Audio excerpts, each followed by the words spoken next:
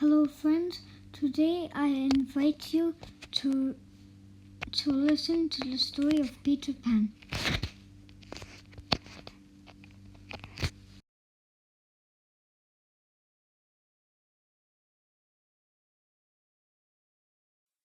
Peter Pan by J.M. Barrie. All children, except one, grow up.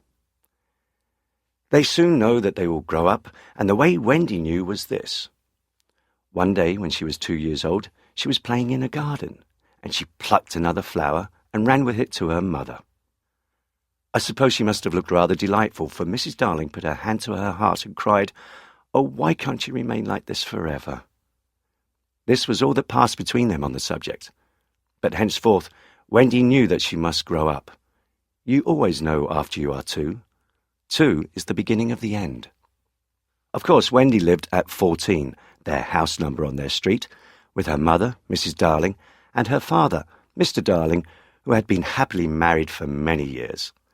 Among the children, Wendy came first, then John, then Michael. Mrs. Darling loved to have everything just so, and Mr. Darling had a passion for being exactly like his neighbours. So, of course, they had a nurse. As they were poor, owing to the amount of milk the children drank, this nurse was a prim Newfoundland dog called Nana, who had belonged to no one in particular until the Darlings engaged her. She proved to be quite a treasure of a nurse. How thorough she was at bath time, and up at any moment of the night if one of her charges made the slightest cry. Of course, her kennel was in the nursery. No nursery could possibly have been conducted more correctly, and Mr. Darling knew it. Indeed, there never was a simpler, happier family until the coming of Peter Pan. Although they had dreamed of him often, the children first met Peter late one evening when he stole in through the nursery window in search of his lost shadow. You see, he had left it behind a few days before when he had first come to visit, but had been frightened away in a hurry by Nana.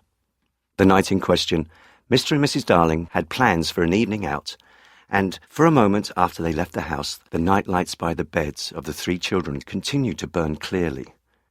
They were awfully nice little night lights, and one cannot help wishing that they could have kept awake to see Peter. But Wendy's lights blinked and gave such a yawn that the other 2 yawned also. But before they could close their mouths, all the 3 went out. There was another light in the room now, 1,000 times brighter than the night lights. And in the time we have taken to say this, he had been in all the drawers in the nursery looking for Peter's shadow, rummaged the wardrobe and turned every pocket inside out. It was not really a light. It made this light by flashing about so quickly, but when it came to rest for a second, you saw it was a fairy, no longer than your hand, but still growing. It was a girl called Tinker Bell, exquisitely gowned in a skeleton leaf. A moment after the fairy's entrance, the window was blown open by the breathing of the little stars, and Peter dropped in. He had carried Tinker Bell part of the way, and his hand was still messy with the fairy dust. "Tinker Bell," he called softly, after making sure that the children were asleep. "Tink, where are you?" She was in a jug for the moment, and liking it extremely. She had never been in a jug before. "Oh, do come out of that jug and tell me, do you know where they put my shadow?" Tink said that the shadow was in the big box. She meant the chest of drawers, and Peter jumped at the drawers, scattering their contents to the floor with both hands. In a moment, he had recovered his shadow, and in his delight, he forgot that he had shut Tinker Bell up in the drawer. If he thought at all, but I don't believe he ever thought, it was that he and his shadow, when brought near each other, were joined like drops of water. And when they did not, he was appalled. He tried to stick it on with soap from the bathroom, but that also failed. A shudder passed through Peter, and he sat on the floor and cried. His sobs woke Wendy, and she sat up in bed. She was not alarmed to see a stranger crying on the nursery floor. She was only pleasantly interested. "Boy," she said courteously, "why are you crying?" Peter could be exceedingly polite also, having learned the grand manner at fairy ceremonies, and he rose and bowed to her beautifully. She was much pleased, and bowed beautifully to him from the bed. "What's your name?" he asked. "Wendy, Moira, Angela, darling," she replied with some satisfaction. "What is your name?" "Peter Pan." "Is that all?" "Yes," he said rather sharply. He felt for the first time that it was a shortish name. "I'm so sorry," said Wendy, Moira, Angela. It doesn't matter," Peter gulped. She asked where he lived. "Second to the right," said Peter, "then straight on till morning." What a funny address. Peter had a sinking feeling. For the first time he felt that perhaps it was a funny address. "No, it isn't," he said. "I mean," Wendy said nicely, remembering that she was hostess, "is that what they put on the letters?" He wished she had not mentioned letters. "Don't get any letters," he said contemptuously. "But your mother gets letters." "Don't have a mother," he said. Not only had he no mother, but he had not the slightest desire to have one. He thought them very overrated persons. Wendy, however, felt at once that she was in the presence of a tragedy. "Oh, Peter, no wonder you were crying," she said, and got out of bed and ran to him. "I wasn't crying about mothers," he said rather indignantly. "I was crying because I can't get my shadow to stick on. Besides, I wasn't crying." "It has come off?" "Yes." Then Wendy saw the shadow on the floor, looking so draggled, and she was frightfully sorry for Peter. "How awful," she said. But she could not help smiling when she saw that he had been trying to stick it on with soap. How exactly like a boy. Fortunately, she knew at once what to do. "It must be sewn on, and I dare say it will hurt a little," she warned him. And he clenched his teeth and did not cry, and soon his shadow was behaving properly, though still a little creased. "Perhaps I should have ironed it," Wendy said thoughtfully. But Peter, boy-like, was indifferent to appearances, and he was now jumping about in the wildest glee. Alas, he had already forgotten that he owed his bliss to Wendy. He thought he had attached the shadow himself. "How clever I am," he crowed rapturously. "Oh, the cleverness of me." It is humiliating to have to confess that this conceit of Peter was one of his most fascinating qualities. To put it with brutal frankness, there never was a cockier boy. But for the moment, Wendy was shocked. "You braggart!" she exclaimed with frightful sarcasm. "Of course, I did nothing."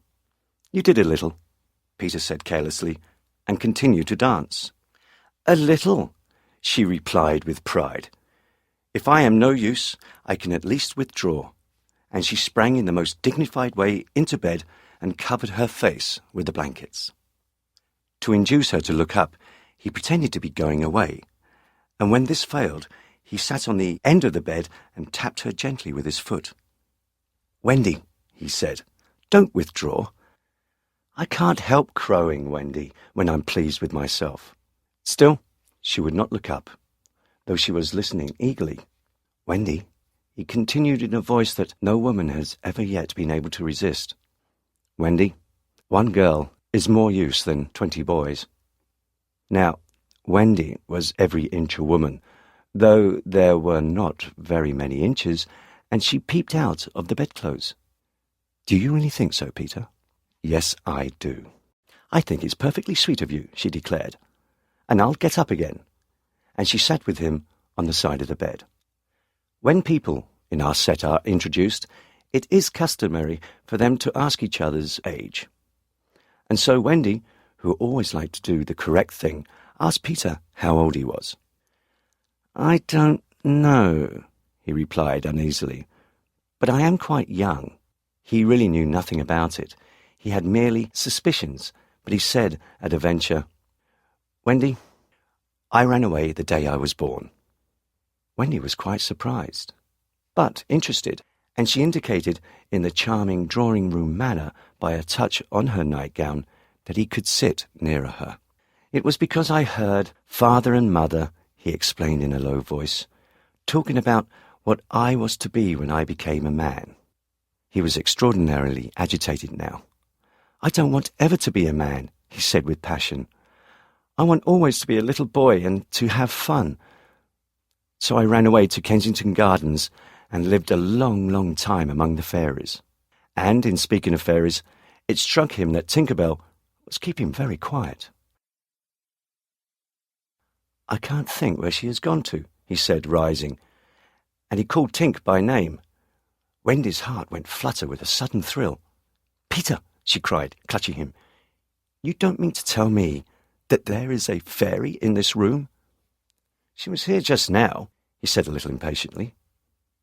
"You don't hear her, do you?" And they both listened. "The only sound I hear," said Wendy, "is like a tinkle of bells." "Well, that's Tink. That's the fairy language. I think I hear her too."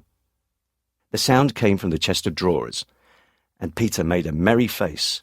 No one could ever look quite so merry as Peter, and the loveliest of gurgles was his laugh. He had his first laugh still. "Wendy," he whispered gleefully, "I do believe I shut her up in the drawer." He let poor Tink out of the drawer, and she flew about the nursery, screaming with fury. "You shouldn't say such things," Peter retorted. "Of course I'm very sorry, but how could I know you were in the drawer?" Wendy was not listening to him. "Oh, Peter," she cried, "if she would only stand still and let me see her." "They hardly ever stand still," he said. But for one moment, Wendy saw the romantic figure come to rest on the cuckoo clock. "Oh, the lovely," she cried, though Tink's face was still distorted with passion.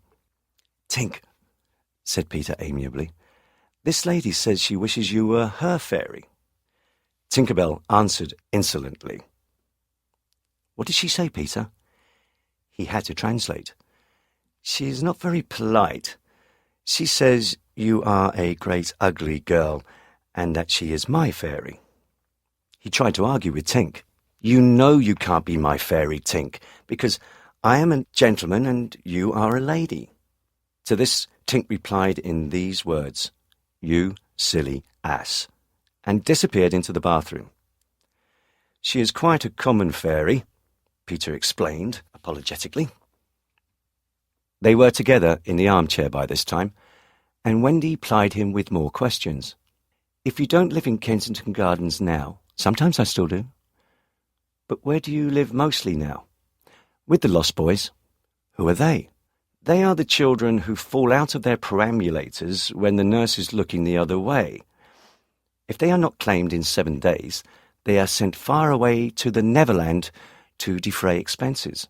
"I am captain." "What fun it must be." "Yes," said cunning Peter, "but we are rather lonely. You see, we have no female companionship." "And none of the others girls?" "Oh no, girls, you know, are much too clever to fall out of their prams." This flattered Wendy immensely. "I think," she said, "it is perfectly lovely the way you talk about girls. You see, I don't know any stories. None of the Lost Boys knows any stories." "How perfectly awful," Wendy said. "Do you know," Peter asked, "why swallows build in the eaves of houses? It is to listen to the stories." "Oh, Wendy, your mother was telling such a lovely story." "Which story was it? About the prince who couldn't find the lady who wore the glass slipper?" "Peter," said Wendy excitedly, "that was Cinderella, and he found her, and they lived happily ever after." Peter was so glad that he rose from the floor where they had been sitting and hurried to the window. "Where are you going?" she cried with misgiving. "To tell the other boys." "Don't go, Peter," she entreated. "I know such lots of stories." Those were her precise words, so there can be no denying that it was she who first tempted him. He came back, and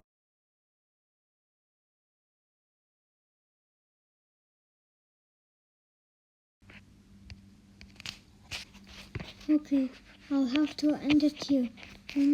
Remember to like and subscribe. Goodbye.